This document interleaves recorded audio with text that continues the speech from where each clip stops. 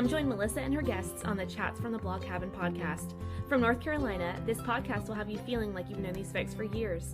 Listen in as they chat about life, culture, current events, and more, all with a special Southern flair. Curl up with your favorite beverage and get ready to be entertained. Tune in now for a unique experience that's fun and insightful. Hey y'all, welcome back to another episode of Chats from the Blog Cabin. You know, the show where I virtually invite people into the blog cabin to chat about life. And today we are chatting about the teenage years. I mean, every parent alive, every person alive has gone through the teenage years. But before we get into it, let me introduce my guest, Darby Fox. Darby, please tell us a little bit about yourself. So I work as a child and adolescent family therapist. It's a lot of words. People say exactly what is that. I work mostly with kids or adolescents, and the parent and the family inevitably comes in because that's the structure we're working with. So I try to help give kids a voice and help them kind of align with who they are and what they want to do, because it's important to them, and take away a little bit of the notion that they have to resist exactly what their parents are telling them to do. And so I've really enjoyed that work. And I think maybe because I was one of 6 in 7 years, I didn't always feel I had a voice. So I think it's important. So what made you get interested? You already said you were number 6 of 7. So Yeah. So what made you get interested in dealing with teenagers, especially? Well, you know, I do love kids. I love babies. I love young ones. But what I liked most about adolescents is I really feel that they present us with a unique combination of still kind of raw and innocent, yet wanting to be older and more mature. And that group really wants to please and be recognized. And I think often that they're misunderstood. So I really do enjoy working with adolescents, because I think if we give them an opportunity to speak and I can hear what's inside them, then we can usually fine tune things. And I just don't think we really, they are hardwired to be looking for independence. Mm-hmm. So we need to look at that and then see how we can work with it instead of just putting up an automatic block. That's why I like working with them. So you said automatic block. So what are some of the things, because you said you're a licensed therapist, that parents and teenagers come in and talk to you about, that they're like the number one, you probably think off the top of your head, the number one problem that they're dealing with? The number one problem I would say is sort of self-esteem and being able to achieve what they want to achieve. And I think what I hear most often is my parents don't understand me. They don't get it. And I think that that's really important. And hopefully I can help them to get it. That is so important. And I think everybody, no matter what stage in their life, get the thing like, parents don't understand me, or people just don't understand where I'm coming from. So how do we go about learning how to understand each other? Well, I think one thing that I love to help parents with is this notion of control. When your children are little, you actually do have to control them and sort of orchestrate everything, get them dressed, get them fed, out the door. But as they start to get older and they can pick up all that on their own, they 1 minute appear really competent and 1 minute like, again, a very young child. So as parents, we think if we tell them what to do and we demand things of them, it'll really help them through that piece. But what I think we need to do is remind ourselves as parents, I've raised 4 kids too, so is that when did we learn most? We learn most through experience. And our kids aren't going to be any different, especially if we've done what we hope to do, is give them a sense of independence. Mm-hmm. So if we can remember that, we need to open up the conversation to be, this is what I'd like to see, or this is where are you going, or this could get you in trouble. What do you think? How can I help you? And as soon as you sort of elevate them with the sense that you acknowledge them and they might have an opinion or they might have a thought that's valid, you've all of a sudden started a relationship that has a mutuality that's super important through adolescence. And that's so important too, because most of the time in adolescence, parents have that knee-jerk reaction to react to what the child is saying. How can we get over that? Well, I think that's where I think breathing, taking a minute is a great piece. When you're little, people love the notion of timeouts for kids. I think as you get older, we should really institute timeout for parents, where you just take a minute, you pull back, and you just let things settle a little so that you can approach a problem so that it isn't already an emotional battle. Anytime we hit an emotional battle, whether it's our teenager or our spouse or anybody, a boss, a colleague, things get taken off the table and they quickly elevate to a piece where we're not doing our best. Our amygdala is on fire and we are just firing in a defensive way. So if parents can remember, I've got to pull back enough so that they can hear me, then we can go forward. And that's a really important part, because teens are hardwired to feel rejection. And they feel it, actually, we see now in some scans that you can see the pain center of the brain light up with rejection or criticism. So they feel it infinitely stronger than we would as an adult. And if we can keep that in mind, we want to say things or handle things. It doesn't mean let them do what they want, but it means say it differently. Like, what do you think will happen if you do that, or if you don't show up or turn in your paper? What do you think is going to be the consequence? And then what are you going to do about it? So that allows them an opportunity to practice thinking. And that really is what adolescence is about, is practicing independence and growth so that you can manage these relationships as you get older. So have you had any parents that come in and they were absolutely at the very beginning saying, I'm not going to do what you tell me to do. It's my child's problem. It's not my problem. Because there are some parents like that, or my child doesn't have a problem. It's everybody else's problem.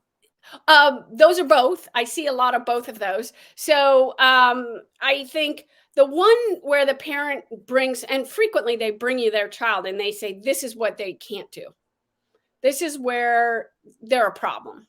And what I like to do is kind of listen to the parent and then kick them out.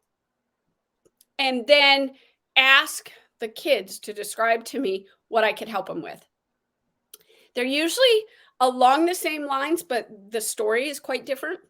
And I think what is really important to do is, in that case, you're not going to get anywhere if you automatically assume they're a problem, because that just doesn't feel good. And no human being works from a place of, we don't change from a place of feeling bad about ourselves. We only really change when we can perceive an upside or positivity. So I think that with those parents who say it's my child's fault, I don't really care. I just take the child, the adolescent, kind of, shelf the parent for a little bit, and then we work on the problem, and then we can come back at it from a different approach. So I expect to hear that, right? And frequently what we get is it's a parent telling their adolescent what they need to do. They're not going to listen. Adolescents, again, neurologically, their brain's developing fast. They are novelty seeking. They're looking for risks, and they look for gratification, something fun. They don't try to assess, is this going to be harmful or is this dangerous? So again, if we know that, we can approach it a little differently. And I think that that's where a lot of the parents miss the boat. Nobody's going to really hear you when you just tell them what to do. That is so true. We need to take a brief commercial break, but we'll be right back and we'll talk about your book. Oh, great. Hey y'all, it's Melissa coming to you from the Blog Cabin to chat about, for a few minutes, one of my favorite conferences is coming up. It's called the Rise Up Christian Parenting Conference. Whether you feel like you've blown it as a parent, or you're not sure how to navigate the next season of parenting, or you have non-Christian family or friends telling you how to raise your kids, I don't know how many times I got that, or you simply want to be challenged, encouraged, inspired, and equipped to be the best parent you can be, then the Rise Up Parenting Conference is one that you won't want to miss. The conference runs from March 14th through the 16th, but grab your free ticket by the 13th, so on the 14th you're ready to go. And the conference runs from 10 to 2 every day, but don't worry, if you can't make it from 10 to 2, you can always catch the replays later at your own time. So this is one conference that I highly recommend that you check out. Plus, it's free. How many times do you have a free conference? I will put in the show notes where you can find it. Be blessed.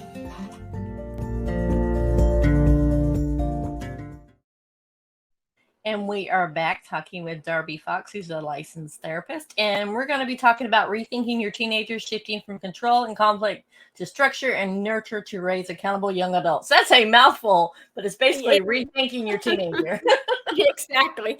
I wouldn't have added that whole thing, but it's a long title. So what made you decide to take what you've learned in your practice and what you've learned going to school and put it into a book so that it's accessible to everybody? So what I hoped to do was, I think most people that are parents can relate to this. There was a very successful book that came out that was called What to Expect When You're Expecting. Mm-hmm. And it became kind of a manual where people automatically, when they first learn that they've conceived, they get this book to kind of give them some idea what this is all about. And one of the best things about this book is it's not read front to back cover like a novel. You kind of pick it up and you think, I'm struggling here, or I don't understand this, or we really need some help here. So you can move all around with it. And in doing this for years, and then also raising my own children, I found that there is no real great resource for parenting, and particularly teens. There is a decent amount of information on behavior of toddlers and the terrible twos, that kind of stuff. But there really is no great knowledge kind of pulled together on what I consider to be the hardest parts of raising adolescents. And so I hope that this would be a manual, and it is based on psychology, neurobiology, like what is actually happening in their brain, and certainly therapeutic techniques, and then personal experience, like what may have worked for you, what have you seen, and what didn't work so well, or what do you see often that never works. So I tried to pull that together and make suggestions, and have more of a manual than let's say a novel of what you might be able to do during the teenage years. Yeah, and it's so true that, what may work for one parent may not work for another. And also the same case, what may work with one of your children won't work for the other, which is so amazing to me because they're all raised the same, but yet they're all different. Like my 3 girls are totally different in what they like, how they react to things and everything. So let's talk about that when you have a parent who has multiple teenagers. Well, I think it's really important. The first thing you want to remember as a parent of multiple teenagers is you get to choose a different method for each child. And we have this notion. I said this to a woman last night. I was seeing her young boys, and she said, well, my younger son says it's not fair. And I said, well, tell him to embrace that, because there's lots of things that aren't fair. So it is okay to parent differently. My oldest daughter, you could basically hit her with a stick and she wouldn't really care if she was in a struggle with you. My, oldest son, if you just said, I'm disappointed, he would probably fall to tears. So it just really depends on who you're working with. And as a parent, our challenge is to figure out what is their mindset? How do I discipline this child most effectively? And it can take on a variety of ways. I think the consistency comes more through rules and boundaries. Like, this is what our family believes in. This is okay. We don't do this. We don't believe in this. That's really important to be established across the line. And then within that, as a parent, you can fine tune it around what works for each child and also what they're doing. They don't all have the same problem. That is so true. Now, let's talk about someone who maybe has a special needs child. How do you approach that differently than what I want to say that an average teenager? There's not an average teenager, but let's just throw that out there. So, that depends a lot on the severity of the special needs. I think it's very important to engage if you have other children that don't have special needs.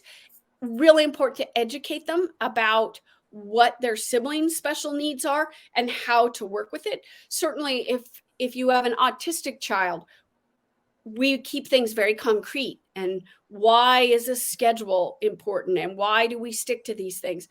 That stuff needs to carry throughout the household to keep it sort of running on even keel. Mhm. So those are kind of things. I think psychoeducation is really important if you're working with a variety. I mean, one child may have, we see so much today of ADHD and some learning disabilities. Well, his sibling might not be as great in sports, but really is crushing it at school. Don't be afraid to acknowledge people's strengths and weaknesses. The sooner we do that, and ask someone to have an empathetic stance, then we can actually alleviate some of the terrible sibling rivalry that we do see, which is really important to say, I don't really care if you don't, if math is easy for you, you don't get to make fun of your brother. It's not so easy for him. Like, I need you to think about this. What is it when you go and try out for soccer and you're not nearly as fast as anybody? There's something. I'm not sure what it is, but there is always something. And we need to be better at teaching kids, what are your strengths and what are your weaknesses? And how do we balance that? That is so true. And I will say, speaking as a mom of 3 girls, where my youngest is a little bit more, I want to say she's average size. The other 2 are very petite. And she has that complex that she's so fat, she's so big because she's comparing herself to her sisters. And I'm like, no, you can't do that, because actually in their pediatrician's eyes, they were the ones underweight. She was at the perfect weight, but she just didn't understand. It was just the way she was built. Right. And I think that's hard. The self-esteem, particularly with girls, is so hard through the adolescent years.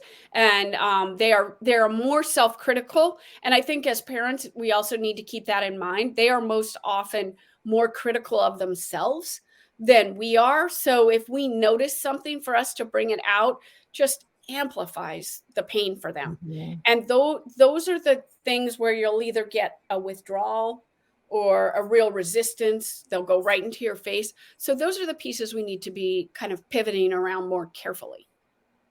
Yeah, and there was another question that just hit on the top of my head and it just flew out of my head. Come back. It'll come back. But how do we create a situation, when your teen's upset and you don't want to react in the moment? How do you want to create that win-win situation that the parents feel like they've helped the teen navigate through the situation? The teen feels like, hey, I actually got I got one over on my parents when they really didn't, but to make them feel like that. Well, I think it's important that as a parent, you can sort of see the struggle. And many, many times, not always, but many times, we could quickly, if they would just listen to us, we could kind of tell them, oh, this has happened to me before. This happens all the time. Just do this, or just wait this out, or whatever. That is completely worthless for an adolescent that's just had some kind of struggle. So what I think you want to do is validate. Always important to validate what they're feeling. I can see you're really upset. I can see you're really sad, or I can see you're livid with me. Let's take a little bit and then let's regroup. Really important that we also are showing them, I love you to death, even though you're really mad at me, or we have a disagreement here. Let's give it some air, and then we'll come back and we can discuss it. You're modeling exactly good problem solving, and you're also giving them a chance to calm down. It's like that coach's rule, the 24-hour rule. If you're upset with a coach, they say never approach them for at least 24 hours. And I think that's kind of important, just the notion of let's give it some time, let's settle down when things aren't so raw, and then regroup.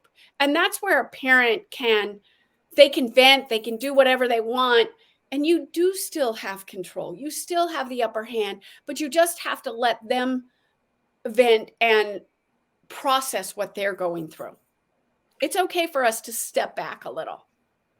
Now, the question was, as soon as you started talking, that question popped back in my head. But we've had I've read so much research now that more kids are coming out being anxious about everything, having a lot of anxiety. They're having anxiety. They're like ridden with anxiety that it's the point that it's crippling for them. How do we help as parents help our kids navigate anxiety? Well, with anxiety, and I say this often to any age, even adults, but for young children, you kind of start with this notion and you say to them, never worry alone. So as we get into adolescence, we want to reiterate that. Okay, listen, let's not worry alone. I teach them all the time. Let's identify, take a minute. What are the things that are racing over and over in your mind? What are you so anxious about? And what I love to have them do is write it down. So there's a couple benefits there. If you have to identify, you can't solve things when it's just spinning in your head and you're not exactly sure what it is. So with anxiety, we want to pull it out and we want to look at it. And then we break it into pieces that we can manage. So with anxiety, usually going through it is really the only way to get to the other side. So we have to think, how am I going to do that? If it's so scary for me, I can't just do it all at once. Let me see what I can do. And that's where we want to ask them to break it down, put it in pieces, take the stuff that you really can't control and put it in a different pile.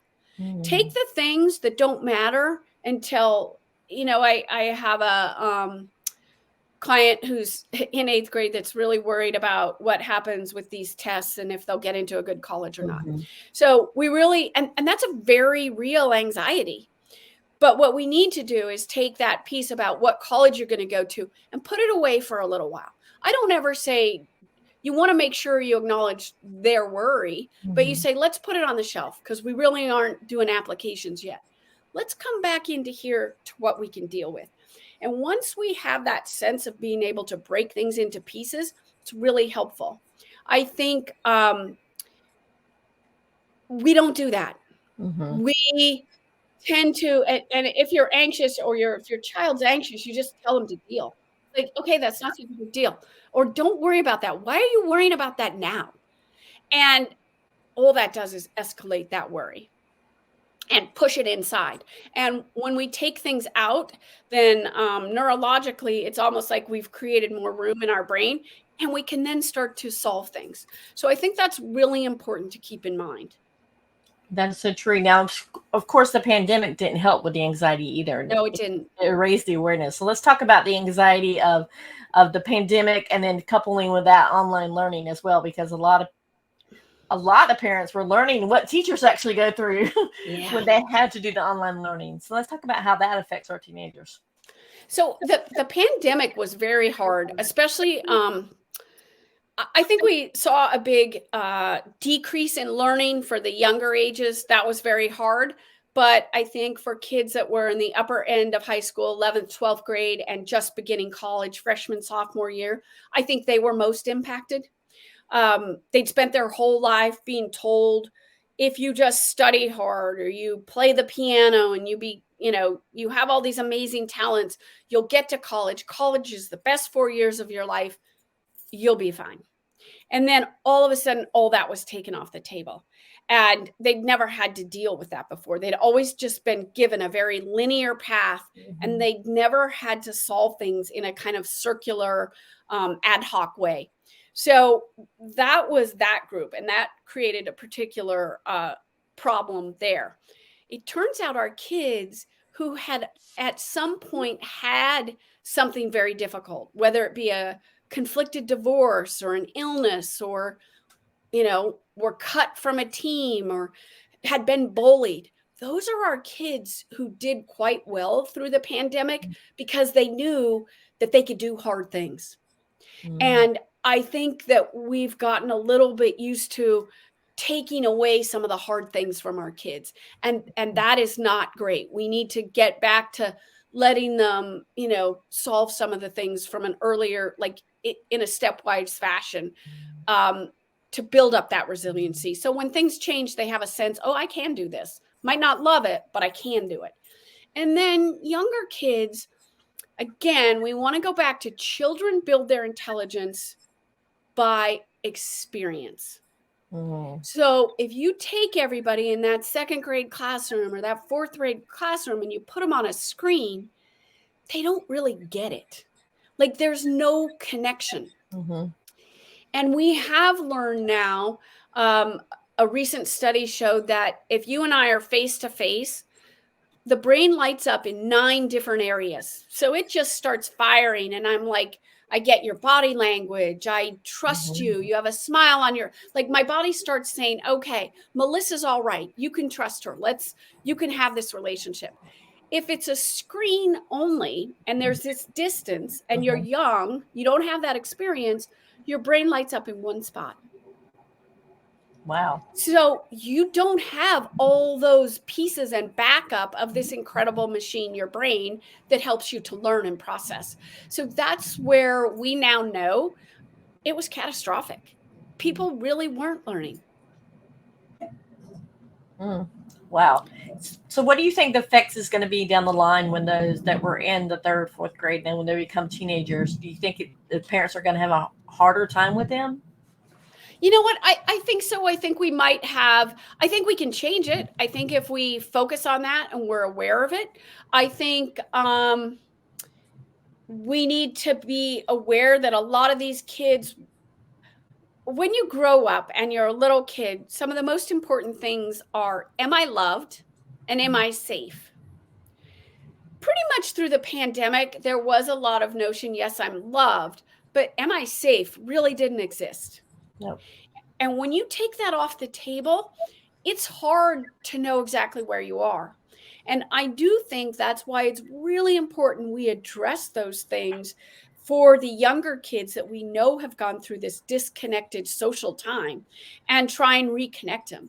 And that's where I think things that we didn't used to rely on are going to be increasingly significant, like mentors, neighbors, a spiritual base, whatever your religion might be, but something that kind of brings us together and allows us to know there are people out there that we can rely on and count on when things get kind of taken off course. And I think that will be critical as we watch these young people grow up. We've got to supplement somehow. So now in your practice now, do you see teenagers that are going through, like, they're scared of maybe another pandemic coming along or maybe something more catastrophic coming on and they're being stuck at home again? I mean, a lot of teenagers I know survive through their video games and they're watching YouTube and everything else online. But at that point, they need to go out and interact in the real world. Yeah, I see lots of kids that, if something difficult is coming along or socially maybe you're not in the A group, the what is that we call them, the fast group, or The popular. there's always, the alpha group or whatever. So if you're not in that group, and then it tends to internalize and you feel really worthless and you withdraw and you just go on your screens, or you're always checking social media and you're getting this incredible FOMO, like this fear you're missing out and you're not chosen. I think that will really create further depression and anxiety. And I think it's important that we really encourage more in-person contact to help get through this, because I do think it's going to be a problem. Because if you can just defer, if things are uncomfortable, you look at people now, you go into a restaurant or even a bar, if someone's alone, they're pretty much on their phone, right? They could be doing nothing at all, but that's kind of a security, but it's a false security. So we want to really encourage going back to, I often say, if it's not face-to-face, it doesn't count. We do need to teach these kids, because isolation is the biggest problem after COVID.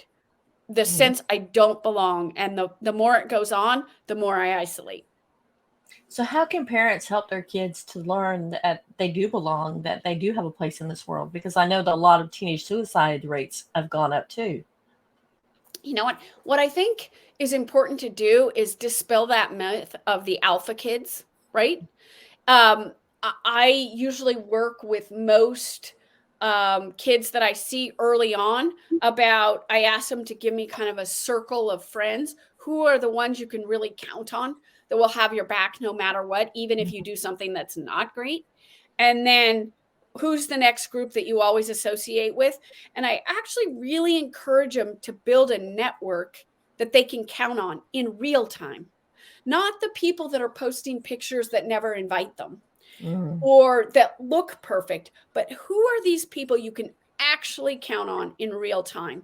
And that's a really important thing.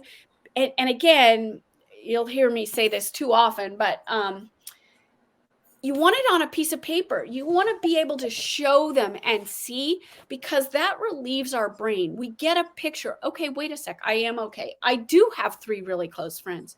And the minute I tell them, you're really not expected to have more than 2 or 3 people that could keep all your secrets, they're like, oh, okay, really?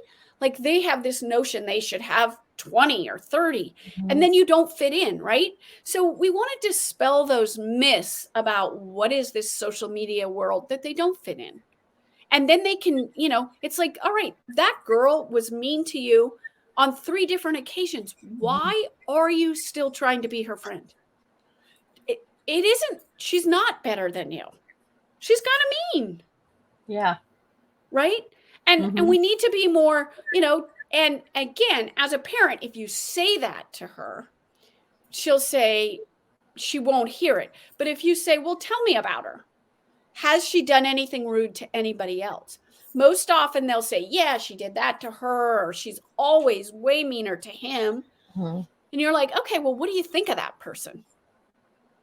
They know the answers, but they can't see it when they're in the center of the problem. So that is the way I think we can help them most, is instead of telling them what we observe, open-ended questions help them acknowledge what they're feeling. I love that. But I also love, you've said it several times in this interview, write things down. How important it is to get your teen journaling, because honestly, I've heard you say it multiple times in this interview about having them write things down, having it out of their system. Yeah, I think that is one. I would say over the years of, and certainly I've gone from no technology to a highly technical world. One thing is you lose track of stuff when it's all on your phone, right? So you're like, oh, well, it's on my phone somewhere. It's like, yeah, but that's not in real time. So if you have to write it down, you kind of have to know it. It's like you can't go take an English test and just tell them, well, I know it. Or I read it. You have to actually write an essay about it. So that is what reinforces that cycle. We're 3-dimensional. That's how we learn. That's how we process in multi-dimensions. And we can't shortcut that. So it's one of the most helpful strategies, and heavens, we always have it with us, right? Yeah. Like and again, with kids, they're like, I don't want to write an essay. I'm like, we don't need an essay. We just need a couple little bullet points or a quick circle. Who can I count on? Oh, it's these 3 people. Okay, good. I'm grounded. I've got them. And then you can move on. That is so true. Now, when we're talking about kids keeping journals and diary, parents have to also learn that there's boundaries there. And we talked about boundaries before we came on. There's boundaries, like there's some things that you need to respect for your kids. So how can parents avoid that temptation of, oh, I think something's wrong with Susie. Let me go read her journal and see what's going on. Yeah, I think that's a scary, tricky slope. I hear that frequently, like they don't know that I track them, or they don't know that I read all their texts. We have to remember, as parents, our job is to be teaching them to be accountable, to have certain values and morals. And if we undercut that by going and snooping, we don't really have a relationship with them, because those are things we should be able to ask and perceive from our interaction. We live with this person. We've known them their whole lives. We should be able to tell something's wrong. She's not eating, or all she does is eat, and she never goes out on the weekend. Something's up. Don't go right to the journal. Say, hey, I've noticed this. Again, super important, not only because you're respecting a boundary, but you're also acknowledging that you've noticed something is amiss and you're concerned about them. Everybody loves to be cared for and connected with. And that's really important. Teens always fight that notion of, my parents just think I'm doing things wrong all the time, or my parents just think I'm a loser. We want to dispel that. And the way to do it is to say, hey, I noticed you seem kind of down, or you're really amped up. What's going on? I notice you're always wired when you come through the door. Are you vaping? Do you have a little nicotine? Like what's up? And again, that shows them you're engaged. Which brings me to the next question. You've got kids that get involved with alcohol and drug abuse, and also those that are actually being groomed as human traffickers. How do we as parents see those signs? You know what? It's always, it's a little tricky, but the signs for anything that we need to look further into is basically a change in behavior, like a marked change from where they used to be. So if it were something as extreme as human trafficking, you would see a lot of secretive behavior probably. You might notice a change in their demeanor, in their physical presence, in how they dress, things like that. Any secretive, you walk in the room and they suddenly shut down the computer, or, are belligerent if you try and look at their phone to see what time it is or pull up a calendar. Mm-hmm. Any of that behavior is an indication. And extreme withdrawal, someone who can't get out of bed, go climb in bed with them and say, what's up? Can I help you? What am I missing? That's a great question. What am I missing? And if they can't really tell you, usually there's something more you need to be looking at. That is a great question. I think a lot of parents are afraid to ask that question because they're afraid to find out what's going on, really. They know something's wrong, but they want to bury their head in the sands because they don't want to face the fact. I think that's really true. And we see that so often. I see so many kids these days with, at very young ages, way too young in my opinion, 9th grade, whatever, drinking, vaping, any marijuana product has become more prevalent, and you always hear the parents say, oh, well, everyone's doing it. Everyone's not doing it. And you should have a parameter around that kind of behavior. And I think that you really have to hold your kids accountable and explain that to them. And if we don't do that, if we just want to bury our heads in the sand, we are going to miss a lot. We're not going to have that connection. And if you don't have it through the adolescence years, it's hard to get back. Mm-hmm. People always say, well, I'm going to wait until they're in their 20s and then they'll be great again. They might be great again when you go to dinner with them, but you don't have that relationship when they've had a devastating job loss or a heartbreak or something tragic happen in their life. They don't really reach out. Mm-hmm. You're not that go-to person. That is so true, because I see that in my own childhood. I didn't have that relationship with them. I had it with my dad, but not my mom. And now I wanted to make sure that I had that relationship with my girls, that they could come to me, because I think that's important, that we break the generational curses, as so to speak. I think that's really important because, and I agree with you. I think that they were different, but I often feel guilty. My mom would probably wish it were different, but she didn't really, she spent a lot of time telling us what to do, and she didn't listen very often. And we were good kids. We wanted to please people. We worked hard. We worked hard in school and in jobs, and, and there just wasn't, it was a different time. There were different reasons, but it was really hard. And, love her to death, but I don't go to her with a problem. Mm-hmm. And, I really want my children to be different. And so far, that is it. And that's where you still have to retain judgment, right? Mm-hmm. You have to listen and maybe, ask, would you like my opinion? Or how can I help is another great one. How can I help? What can I do? And that is better than saying, I told you so. Yes. You know, that guy was a jerk or she was looking for one thing. So that's really important that we always kind of hold the judgment and then measure where we go with that. Because the kids need a safe space to come to Yeah. with their problems, even when they're older. I mean, because Yeah. my oldest one's 27 now. She'll be 28. And it's like they still, every once in a while, she'll call and say, what do you think about this? But most of the time she Yeah. can pretty much make her own little Right. thing. But Right. And I think that my youngest son prides himself, and he's tremendous, but he prides himself on doing everything on his own. And so at this point, I would just say, sometimes I would say, well, you could do that or whatever. And he would never do it that way. He would do his own way. But he's pretty funny. He comes back and he's like, well, I've learned you're usually right. But he doesn't want it in up front, and nothing bad has happened, but maybe directions or how to more efficiently do this or that. It's fine. He doesn't want to hear it, and I don't really say it anymore. And then they can figure it out on their own. But he knows it's safe. He can say, "Oh, I should have done that," and there's no judgment there.